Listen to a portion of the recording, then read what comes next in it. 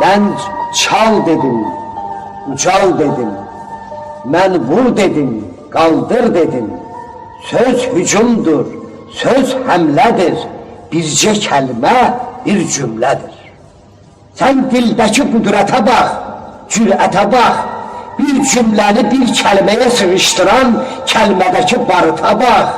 100 illərin ələyindən arıdılmış arıta bax. Dədələrin bu sözlərin alovunu geyinibdir. Ürəkləri bu sözlərin vurgusuyla döyünübdür. Qalxan taxıb qalx səsinə, vuruşubdur vur səsinə. Axı niyə dəyişdirək bizim Qorkut atamızın yaratdığı kəlmələri başqasının gəlməsinə? Niyə mənim anam madər, niyə atam pədər olsun?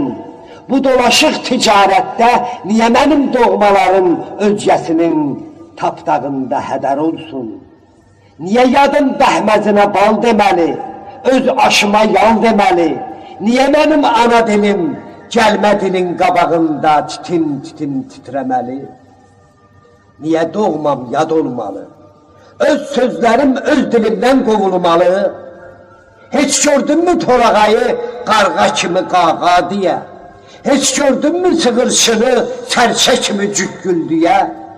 Sözlərin də millət kimi öz əzəli sifəti var. Hər kəlmənin öz cövhəri, fitrəti var. Dəyişəndə yad sözünə öz sözünü, öz ləhcəni, sifətini dəyişirsən. Tanımıram onda səni. Anlamıram fitrətin nə, sifətin nə. Görüşüyəndə sən özgənin sözlərini sifət taxdın sifətinə. Sən tüpürdün öz babanın ocağına, anan səni bu ocağa evlad doğur, sənsə girdin özgəsinin qucağına.